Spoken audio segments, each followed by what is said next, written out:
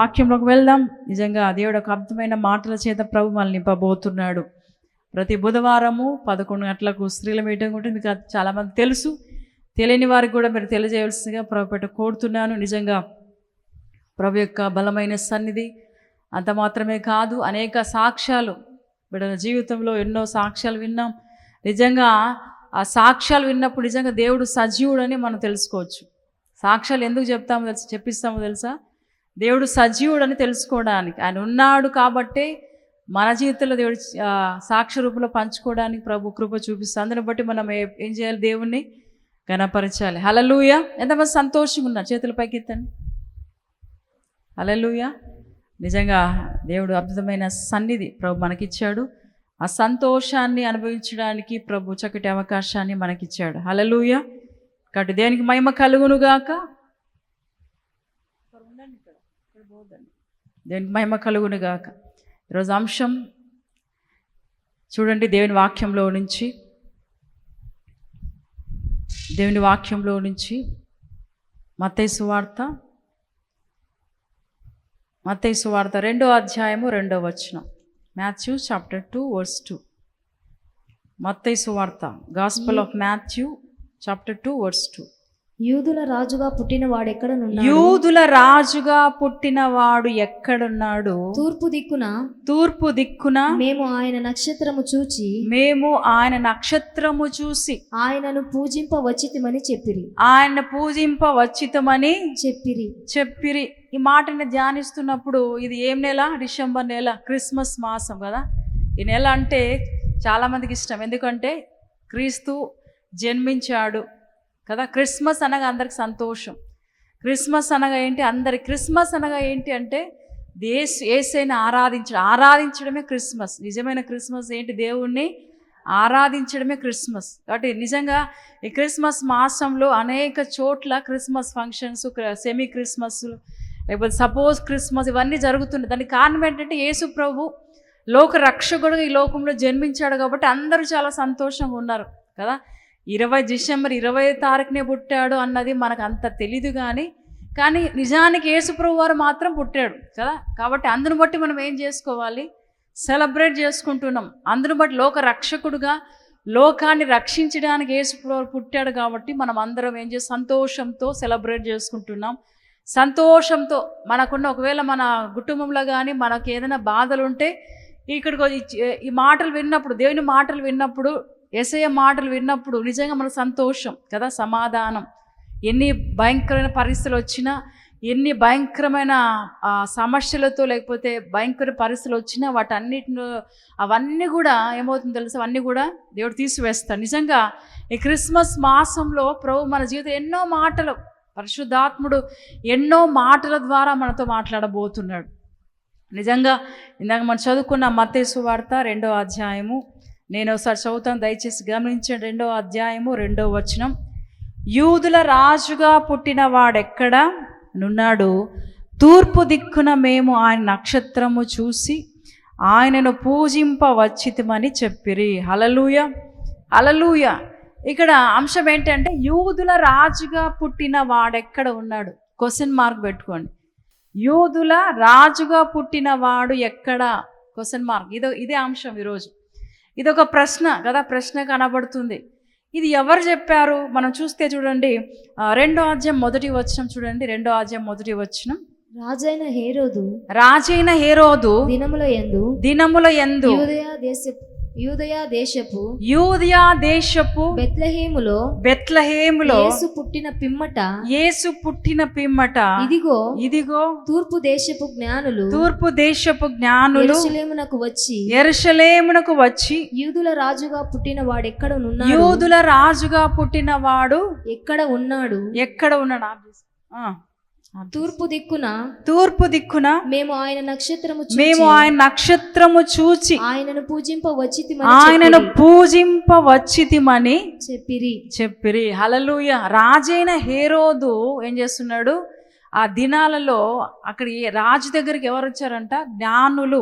ఇక్కడ చూస్తే మనం 2వ వచనంలో, 1వ వచనంలో రాజైన హేరోదు దినముల యందు యూదయా దేశ బెత్లెహేములో యేసు పుట్టిన పిమ్మట ఇదిగో తూర్పు దేశపు జ్ఞానులు యెరూషలేమునకు వచ్చి, ఇక్కడికి వచ్చారండి, యెరూషలేముకి వచ్చారు. యెరూషలేములో ఎవరున్నారు? హేరోదు రాజు ఉన్నాడు. నేను హేరోదు రాజు గురించి ధ్యానిస్తున్నప్పుడు నిజంగా హేరోదు చాలా భయంకరమైన వ్యక్తి. హేరోదు రాజు ఎలాంటి వ్యక్తి? చాలా భయంకరమైన వ్యక్తి. యెరూషలేములో ఉన్నాడు. ఆ హేరోదు రాజు ఎలాంటి వ్యక్తి అంటే, నేను మాత్రమే రాజుగా ఉండాలి, నేను మాత్రమే రాజుగా ఉండాలి, ఇంకెవ్వరు రాజుగా ఉండడానికి వీల్లేదు, ఇంకా ఎవరు కూడా రాజు అవ్వడానికి వీల్లేదు. ఆయన మనసు ఆలోచన ఎట్లుందో తెలుసా? తన సొంత భార్య కడుపుతో ఉంటే అందరూ అన్నారు, హేరోదుని వంశం అంటే హేరోదు కడుపు నుంచి వచ్చిన వ్యక్తి రాజుగా రాబోతారు, కాబట్టి నీ కడుపులో నుంచి వచ్చిన వ్యక్తి ఏమవుతారు? రాజుగా రాబోతున్నాడు తెలుసుకొని తన సొంత కుమారుడు అంటే తన భార్య కడుపుతో ఉన్నప్పుడు ఆమెను ఏం చేశాడంట, ఆ కడుపు మీద కాలు పెట్టి తొక్కి చంపేశాడు లోపల శిశువుని. అంటే ఇంకెవ్వరు రాజుగా ఉండడానికి వీల్లేదు, నా కొడుకు కూడా ఉండడానికి వీల్లేదు, నేను మాత్రమే రాజుగా ఉండాలి, నేను మాత్రమే పరిపాలించాలి, నేను మాత్రమే ఈ దేశాన్ని ఏం చేయాలి? రాజుగా ఉండాలి, రాజులకు రాజుగా ఉండాలనే ఒక భయంకరమైన మనసు కలిగిన వ్యక్తి ఎవరు? హేరోదు రాజు. నిజంగా తన భార్య కడుపులో ఉన్న శిశువుని ఏం చేశాడంట? చంపేశాడు. అంత ఘోరమైన మనసు. అంటే మీరు ఒకసారి ఆలోచించండి, ఎంత భయం అంటే ఆయన మాత్రమే రాజుగా ఉండాలి, ఇంకెవ్వరు రాజుగా ఉండడానికి వీల్లేదు, ఇంకెవ్వరు ఈ దేశాన్ని పరిపాలించడానికి వీల్లేదు అన్నట్టుగా ఏం చేశాడంట? ఆ రాజు తన సొంత భార్య కడుపులో ఉన్న శిశువుని ఏం చేశాడు? చంపి పాడేశాడు. హల్లెలూయా. అయితే యేసుప్రభు వారు పుడతాడు. ఎప్పుడో లేఖనాలు కదా, ప్రవక్తలు చెప్పారు, యేసుప్రభు వారు రాబోతున్నాడు, లోక రక్షకుడుగా. మీకా గ్రంథంలో చూసినట్లయితే లోక రక్షకుడుగా రాబోతున్నాడు, కానీ ఒక రాజుగా రాబోతున్నాడని ఎప్పుడో ప్రవక్తలు తెలియజేశారు. అయితే ఈ మాట ఇందాక మనం చదువుకున్నాం కదా, మొదటి వచనం, రాజైన హేరోదు దినముల యూదయా దేశ బెత్లెహేములో యేసు పుట్టిన పిమ్మట ఇదిగో తూర్పు దేశపు జ్ఞానులు యెరూషలేమునకు వచ్చి. ఎక్కడికి వచ్చారండి? తూర్పు దేశపు జ్ఞానులు. వీళ్ళు ఎవరో తెలుసా? జ్ఞానులు అద్భుతమైన జ్ఞానం కలిగి ఉన్నారు. మనం చూస్తే మనము ఈ జ్ఞానులు కదా ఏమిచ్చారు? కానుకలు తెచ్చారు. యేసుప్రభు దగ్గరికి వచ్చినప్పుడు శిష్యుగా ఉన్నప్పుడు ఆయన పొత్తి గుడ్డలతో చుట్టబడినప్పుడు కానుకలు తెచ్చారు. ఏం తెచ్చారండి? ఎవరైనా చెప్పగలరా? నిద్ర వస్తా అంటే మొగం కడుక్కొని రండి. బంగారు, సాంబ్రాణి, బోలాన్ని తెచ్చారు, కానుకలుగా తెచ్చారు. నిజంగా ఆ జ్ఞానులు ఎంత అద్భుతమైన తెలివిగల ఎందుకు జ్ఞానవంతులు అని పిలిచారంటే, వారు నక్షత్ర శాస్త్రాన్ని బాగా అభ్యసించిన వారండి. ఎవరు? ఈ జ్ఞానులు నక్షత్ర శాస్త్రాన్ని అభ్యసించిన వారు. అందుకే ఆ నక్షత్రాన్ని చూసి వారు అన్నారు, కింద వచనం చూస్తే నక్షత్రాన్ని చూసి మేము ఏం చేసాము? వచ్చాము అన్నారు. కింద వచ్చిన మీరు గమనిస్తే కదా. అంటే ఈ తూర్పు దేశపు జ్ఞానులు మనం అనుకుంటాం ముగ్గురు వ్యక్తులు, ఎందుకంటే ఒకరు సాంబ్రాణి, ఒకరు బోలము, ఇంకొకరు బంగారు. మూడు కానుకలు తెచ్చారు కాబట్టి ముగ్గురు జ్ఞానులే అనుకుంటాం, కానీ ముగ్గురు కన్నా ఎక్కువగా ఉన్నారు. ఒక 4-5 మంది ఉంటారు, ఒక టీం వారి. అయితే జ్ఞానులు వచ్చారు. జ్ఞానులు ఎక్కడికి వచ్చారంటే యెరూషలేముకి వచ్చి అడుగుతున్నారు. వాళ్ళు ఒక ప్రశ్న వేస్తున్నారు. యూదుల 2వ వచనం చూస్తే, యూదుల రాజుగా పుట్టిన వాడెక్కడనున్నాడు? తూర్పు దిక్కున మేము నక్షత్రము చూసి ఆయనను పూజింప వచ్చితిమని చెప్పిరి. యూదుల రాజుగా పుట్టిన వాడెక్కడున్నాడు? హల్లెలూయా, హల్లెలూయా అని క్వశ్చన్ వేస్తున్నాడు. అయితే మనం గమనిస్తే ఈ యూదుల రాజు యేసుప్రభు వారు ఎక్కడ పుట్టాడండి? ఎక్కడ పుట్టాడు? బెత్లెహేములో. బెత్లెహేము అనగా ఏంటి? రొట్టెల ఇల్లు, సర్వ సమృద్ధి, ఆహారానికి కొదవలేదు, సమృద్ధి ప్రాంతం బెత్లెహేం. అయితే ఆ ప్రాంతంలో యేసుప్రభు జన్మించాడు. దేవుడు ఎంత గొప్ప దేవుడు అంటే, మనందరికీ సమానంగా చూపించే దేవుడు, సమానంగా ఉండే దేవుడు. చూడండి, అన్ని చూస్తే ప్రపంచంలో ఎన్నో దేశాలు ఉన్నాయి కదా, ఎన్నో దేశాలు ఉన్నాయి, కానీ యేసుప్రభు బెత్లెహేం ఎక్కడుందంటే మిడ్ పాయింట్లో ఉంది. హల్లెలూయా, మధ్యలో ఉంది. నువ్వు ఎటు వెళ్ళి చూసినా బెత్లెహేం అనేది ఎక్కడుందంట? మధ్యలో ఉంది. ప్రపంచానికి సెంటర్ పాయింట్ ఏంటంటే బెత్లెహేము. అక్కడ యేసుప్రభు వారు పుట్టాడు. ఎంత ఆశ్చర్యమో కదా. అంటే మా దేశానికి దగ్గరగా ఉన్నాడు కాబట్టి మా దేవుడు అనడానికి వీల్లేదు. అందరికీ ప్రపంచంలో ఉన్న దేశాల్లో మధ్య ప్రాంతం ఏంటంటే బెత్లెహేం. యెరూషలేం అంటే చాలా చిన్నది. మనం చూస్తుంటాం యెరూషలేంలో చాలామంది. మీకు తెలుసు అనంతపురం ఎంతమంది తెలుసు? అనంతపురం తెలుసు. అనంతపురం ఎంతైతే వైశాల్యం, వెడల్పు ఎంత ఉందో, పొడవు ఎంత ఉందో, అనంతపురం ఎంత ఉంటుందో అంత ఉందంట యెరూషలేం. అయితే ఈ బెత్లెహేంలో యేసుప్రభు వారు పుట్టాడు. ఎంత అద్భుతమైన విషయం అంటే ఆ యెరూషలేం చిన్న ప్రాంతమైన చాలా జ్ఞానవంతులు ఆ ప్రాంతంలో ఉన్నారు. అయితే ఇక క్వశ్చన్ వేస్తున్నారు జ్ఞానులు హేరోదు రాజు దగ్గరికి వెళ్ళి, యూదుల రాజుగా పుట్టినవాడు ఎక్కడ ఉన్నాడు? హల్లెలూయ. యూదుల రాజుగా పుట్టినవాడు ఎక్కడ ఉన్నాడని ఎవరికి అడుగుతున్నారు? హేరోదు రాజు. ఇంకా ఆ మాట అడిగితే హేరోదు రాజు కోపం రాదా? ఎందుకంటే సొంత తన భార్య కడుపులో పుడుతున్న కుమారుడు పుడితే వాడెక్కడ రాజు అవుతాడు అని తన సొంత కుమారుని శిష్యుని చంపేశాడు రాజు. ఇంకా వేరే రాజు పుడతాడంటే అతని కోపం ఉండదా? వీళ్ళు వచ్చి తూర్పు దేశపు జ్ఞానులు వచ్చి అడుగుతున్నారు, అయ్యా యూదుల రాజు ఎక్కడ పుట్టాడు తెలుసుకోవాలని అడుగుతుంటే రాజు కోపం రాదా?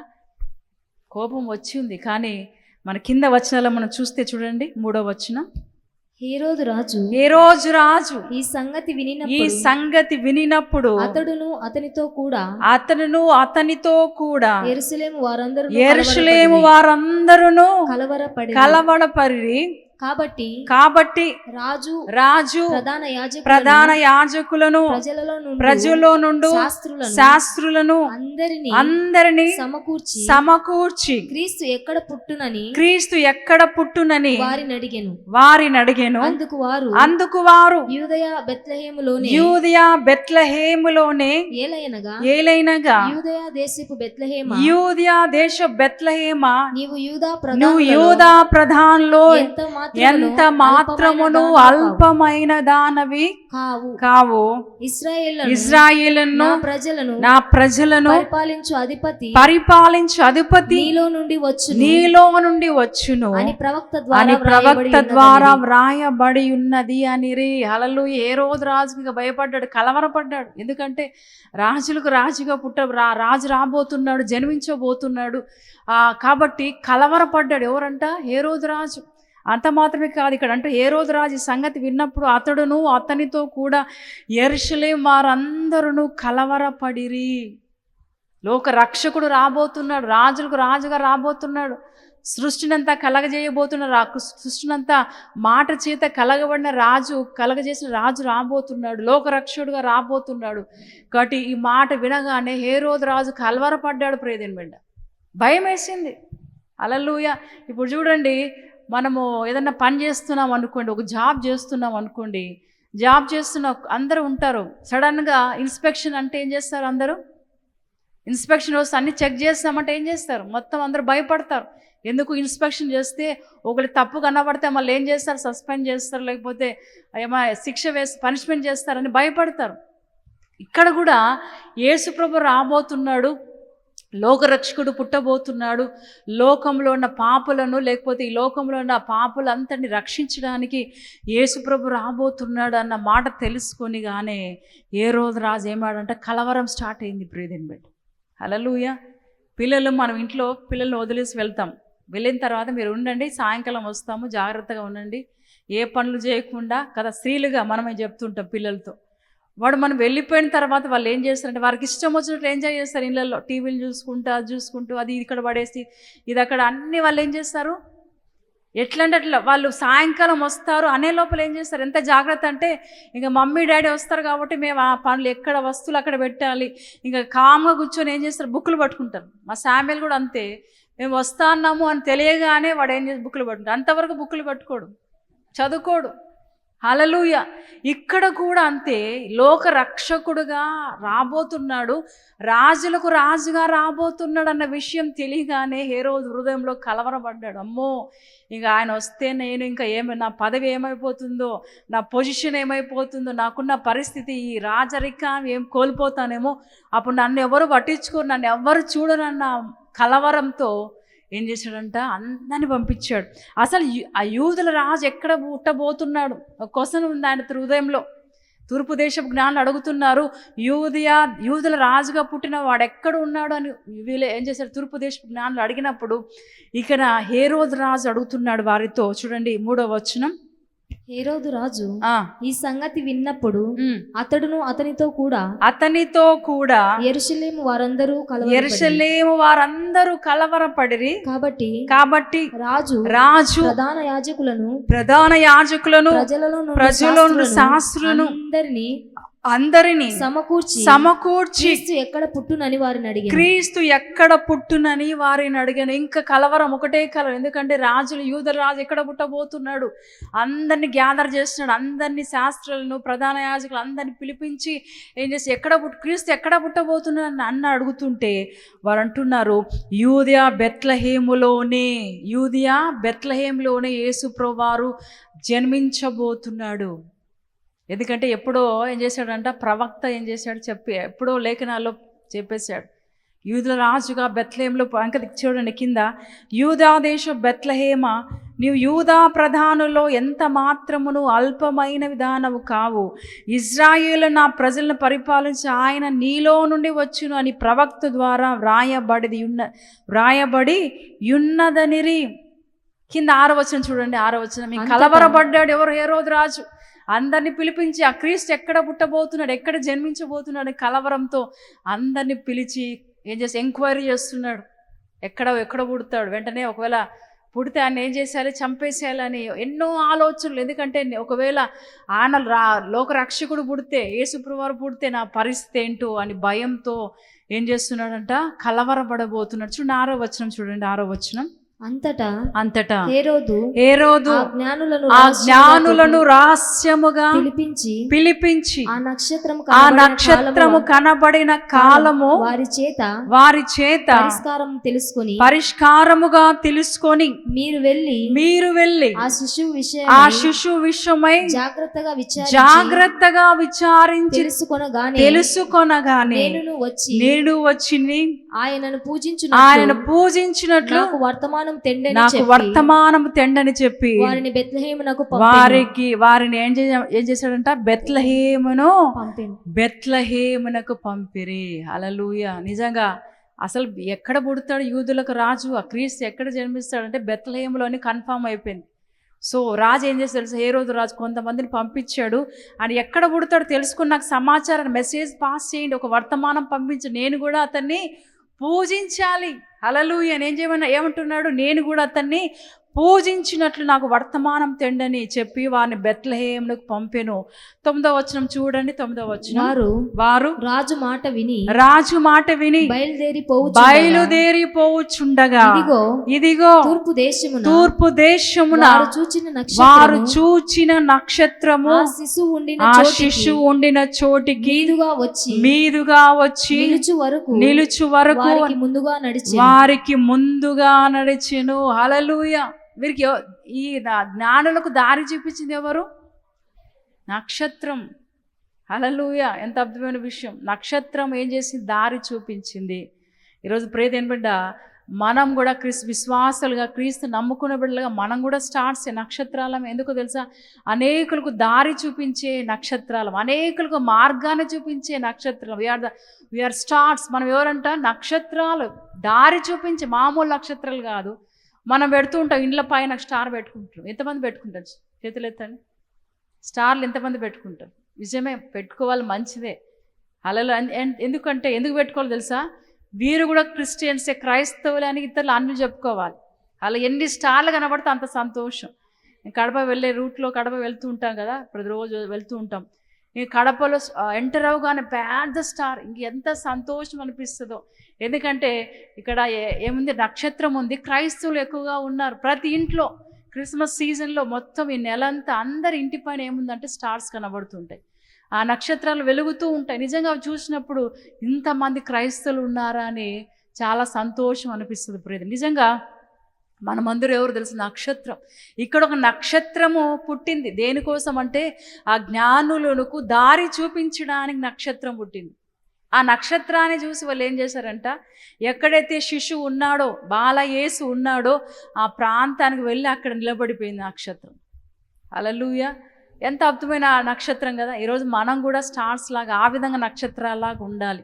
ఇలా ఆ నక్షత్రాలు మామూలుగా ఉంటాయి. మనం లైట్ పెడితే వెలుగుతుంది, లేకపోతే ఆఫ్ చేస్తే ఆ విధంగా ఉండొద్దు. మనం ఎప్పుడు వెలుగుతూనే ఉండాలి కదా.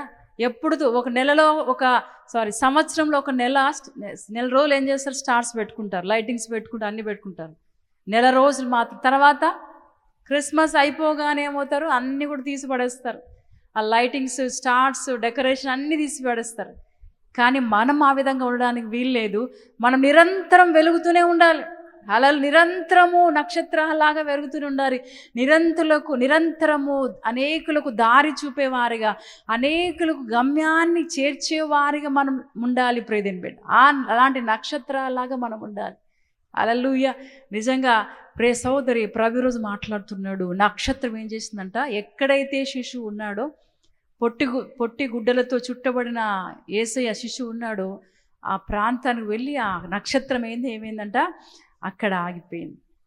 హేరోదు మనసులో, హృదయంలో కలవరం, ఇంకా నిద్ర పట్టిండదు. ఎందుకంటే రారాజుగా ఉన్నాడు, రారాజుగా ఒక రాజు రాబోతున్నాడు. తన సొంత భార్య కడుపులో ఉన్న శిశువుని చంపిన రాజు ఇంకెవరైనా ఊరినే ఉంటాడా? అతని మనసులో ఎన్నో ఆలోచన, ఎట్లయినా ఆ శిశువుని ఏం చేసి చంపేసేయాలి, పుట్టుకతోనే ఏం చేయాలి అని చంపేసేయాలి, ఇంకా పెద్దగా అవ్వడానికి వీల్లేదు, ఎట్లయినా చంపేసేయాలని 2 సంవత్సరాల లోపు ఉన్న శిశువులు అందరినీ, మగపిల్లలందరినీ చంపించేశాడు. ప్రియ, ఎంత ఘోరమైన వ్యక్తి హేరోదు రాజు. హల్లెలూయా. ఎంత భయంకరమైన, మన సొంత కుమారునే చంపాడు, ఇంకా ఇతరులు వదిలేస్తాడా? సొంత కుమారు 2 సంవత్సరాల లోపు, అంటే యేసుప్రభు వారు 2 సంవత్సరాల లోపు ఉండొచ్చు అన్న ఆలోచనతో 2 సంవత్సరాల శిశువుని ఏం చేశాడంటే అందరినీ ఎక్కడైతే ఉన్నారో వారందరినీ చంపించేశాడు. ఎందుకంటే కలవరం, భయం, ఇంకా రాజు రాబోతున్నాడు, నా పరిస్థితి ఏంటి అని కలవరంతో అయిపోయాడంట. హేరోదు ఉన్నాడు. అందుకే కొంతమందిని, ప్రధాన యాజకుల్ని, కొంతమంది అందరినీ గుమ్ముకోడు ఏం చేశాడంట, మాట ఎక్కడ పుట్టాడు కనుక్కోండి, ఏంది ఎక్కడ ఉన్నాడు ఆయన అని అన్ని కోసలు వేస్తున్నాడు. అయితే తూర్పు దేశపు జ్ఞానులకు నక్షత్రం ఏం చేసింది, దారి చూపించింది. ఎక్కడైతే పొత్తిగుడ్డలతో శిశువు చుట్టబడి ఉన్నాడో ఆ ప్రాంతానికి వెళ్ళి ఆ స్టార్ ఆగిపోయింది. హల్లెలూయా. కింద వచనం చూడండి, 10వ వచనం. వారు ఆ నక్షత్రమును చూచి అత్యానంద భరితులై ఇంటిలోనికి వచ్చి తల్లి అయిన మరియను ఆ శిశువును చూచి సాగిలపడి ఆయనను పూజించి తమ పెట్టెలు విప్పి బంగారమును సాంబ్రాణిని బోలమును కానుకలుగా ఆయనకు సమర్పించిరి. యేసుప్రభు వారు పుట్టాడు ఆ ప్రాంతానికి, ఆ స్టార్ నిలబడినప్పుడు వీరేం చేశారంటే లోపలికి వెళ్ళి అత్యానంద భరితులయ్యారు. ఎవరు? తూర్పు దేశపు జ్ఞానులు. చాలా సంతోషం, లోకరక్షకుడు రాబోతున్నాడు, లోకరక్షకుడు జన్మించాడు. అతని చూడ్డానికి వాళ్ళు ఎంత సంతోషం అంటే అంత. ఎందుకంటే వారు ఏం తెచ్చారు, కానుకలుగా బంగారము సాంబ్రాణి బోలాన్ని వారు తెచ్చారు. రాజు, ఎవరైనా రాజు దగ్గర వెళ్తే ఇవన్నీ కానుకలు తీసుకుపోతారు. అందుకే రాజుగా పుట్టాడు. రాజులకు పుట్టుకతోనే రాజు కదా. ఈ లోక సంబంధమైన రాజులు ఎట్లుంటారు, కొంచెం వయసు వచ్చినాక పెద్దయినాక రాజులు అవుతారు కదా. కానీ యేసుప్రభు వారు పుట్టుకతోనే రాజుగా పుట్టాడు. ఎంత అర్థం. అందుకే ఆయన దగ్గరికి కానుకలు తెచ్చారు, బంగారు సాంబ్రాణి బోలం తెచ్చారు. మన యేసుక్రీస్తులో ఉన్న గొప్ప సంగతి ఏంటి అంటే ఆయన పుట్టుకతోనే రాజులకు రాజుగా పుట్టాడు. గట్టిగా చెప్పండి, కొడదాం, ప్రభువుని గణపరుద్దాం. హల్లెలూయా. అంటే ప్రియదేని బిడ్డ, ఆయన యూదుల రాజు ఎక్కడ పుట్టాడు అని కలవరం స్టార్ట్ అయింది. నిజంగా ఆ హేరోదు ఏం చేశాడు, కలవరంతో ఉన్నాడు. ప్రియదేని బిడ్డ, ఎప్పుడైతే శిష్యును చూశారో అత్యానంద భరితులై ఏం చేశారంట, వెళ్ళి ఇంటిలోనికి వచ్చి తల్లి అయిన మరియను ఆ శిశువును చూసి సాగిలపడి ఆయన పూజించి తమ పెట్టెలు విప్పి బంగారమును సాంబ్రాణి బోలమును కానుకలుగా ఆయనకు సమర్పించిరి. తర్వాత హేరోదు వద్దకు వెళ్ళవద్దని స్వప్నమందు దేవుని చేత బోధించబడిన వారు మరొక మార్గమున తమ దేశమునకు తిరిగి వెళ్ళాను. అలలు ఈ మాటలు చదువుతుంటే ప్రభు ఎంతగా దేవుడు కృప గల దేవుడు కదా. నిజంగా ఒకవేళ మీరు తిరిగి ఎక్కడ పుట్టాడో శిశువు అని చెప్తారేమో అని దేవుడు ఏం చేశాడు, స్వప్నమందు జ్ఞానులతో ఏం చేశాడు, ఒక కళ పెట్టి ఇచ్చేసి చెప్పాడు, మీరు ఆ ప్రాంతం గుండా మీరు హేరోదు రాజు దగ్గర వెళ్ళొద్దు, వేరే మార్గం గుండా వెళ్ళండి అని స్వప్నమందు వారికి ఏం చేశాడు, దేవుడు తెలియజేశాడు. ఎందుకంటే శిశువు ఏం కావాలి, ఆయన ఉన్నాడు కాబట్టి ఆ శిశువుకు చంపకూడదు. రాజులకు రాజుగా ఉన్నాడు, ఆయనకి ఎలాంటి హాని కలగకూడదని స్వప్నమందు ఏం చేశాడంట, దేవుడు వారితో మాట్లాడి హేరోదు దగ్గరకు వెళ్ళకూడదు, వేరే మార్గం గుండా మీరు వెళ్ళమని వారిని ఏం చేశాడంట, పంపించాడు.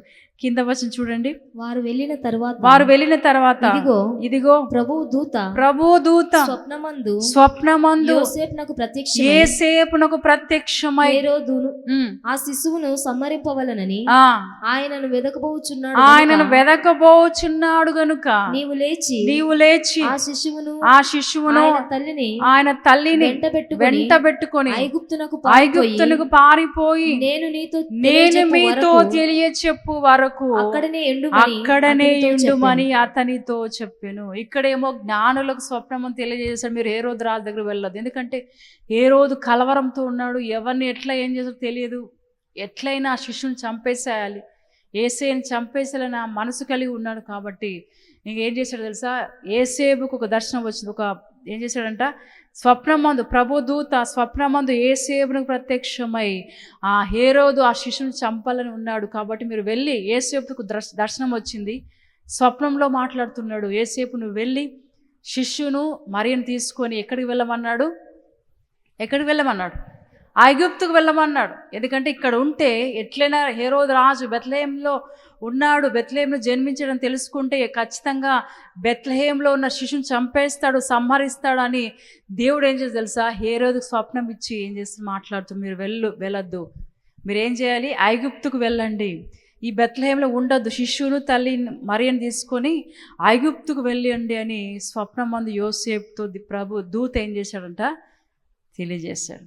ఇంకా ఆలస్యం చేయలేదు, యోసేపు ఏం చేశాడంట, ఆ శిశువును ఆ మరియను తీసుకొని ఐగుప్తుకి వెళ్ళాడు. నేను చెప్పేంత వరకు మీరు అక్కడే ఉండండి, అలా జాగ్రత్తగా విన, నేను చెప్పేంత వరకు మీరు అక్కడనే ఉండండి. ఇక్కడ మనం చూస్తే యోసేపు వారు ఏం చేశారంటే పారిపోయారు. ఎందుకు మాట రాయబడింది ఒకసారి చదవండి దయచేసి.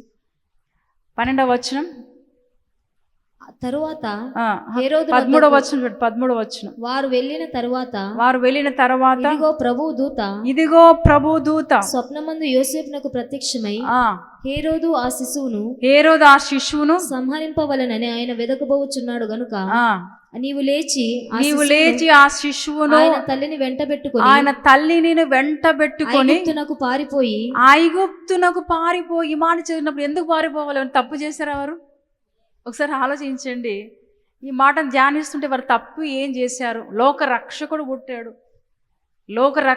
పుట్టాడు, ఏ తప్పు లేదు వాళ్ళు, అయినా ఎందుకు పారిపోవాలి? మనం చాలాసార్లు ఇదే అంటాం కదా, నేను తప్పు చేయలేదు, ఎందుకు నేను భయపడాలి? మన హృదయంలో ఎప్పుడు ఈ ప్రశ్న, నేను ఏం తప్పు చేయలేదు, నేను నీతిమంతురాల్ని, పరిశుద్ధురాల్ని, కాబట్టి నేను ఎందుకు భయపడాలి?